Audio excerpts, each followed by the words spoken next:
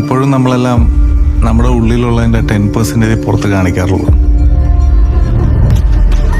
ആ ഹോൾഡ് ചെയ്യുന്ന ആ ഇമോഷൻസാണ് നമുക്കെല്ലാം പ്രശ്നം തരുന്നത്.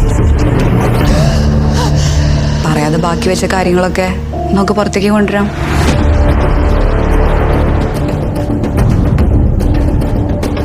ഞാനിപ്പോൾ ഭയങ്കര ഹാപ്പിയാണ്.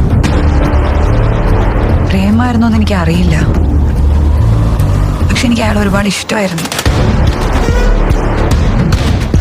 ഞാൻ രഘു, ഇവിടെ റെയിൽവേയുടെ ഗേറ്റ്മാനാ. ഇവിടെ ഞാൻ ഒറ്റയ്ക്കാണ് താമസിക്കുന്നത്. ഇവിടെ ആരും വരാറില്ല. ഇവിടെ ആരും വരുന്നത് എനിക്ക് ഇഷ്ടമല്ല. ഞാൻ ഒരു ഡോക്ടറാ, സൈക്യാട്രിസ്റ്റ്.